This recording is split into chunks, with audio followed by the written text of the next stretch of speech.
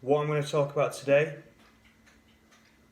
I'm going to talk about suicide and the impact which it has on the family, friends, and what it actually takes to be at that moment. Because I've done it several times and it's not good, it's not cool. So, I'm a massive believer that it takes more courage to actually try and take your own life than what it does to walk away.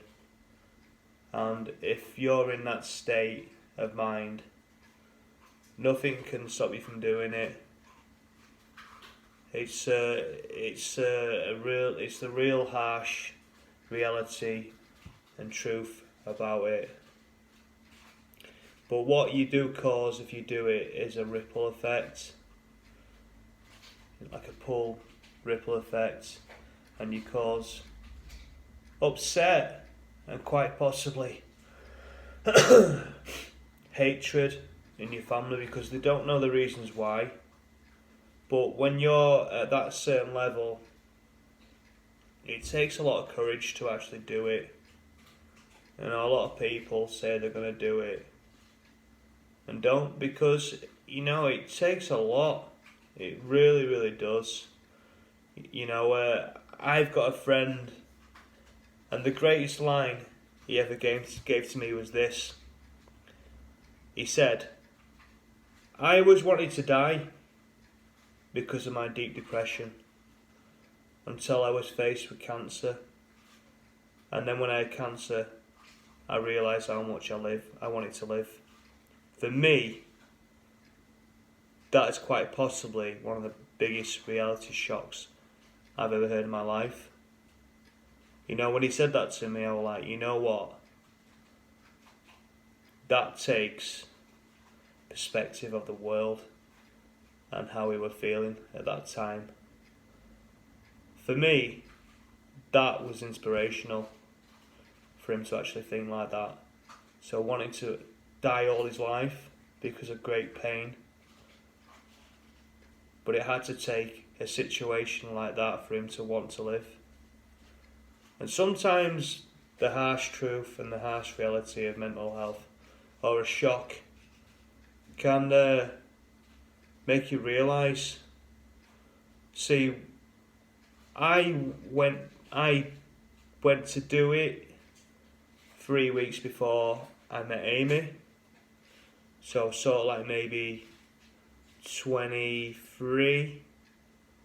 Things came to a massive crash in my life. So I decided to take 50 paracetamol. And I can't even tell you the sheer amount I drunk. I think because I was absolutely skint. I probably drunk maybe a couple of bottles of Concord. If you remember it back in the day. Some wine. Been drinking all day.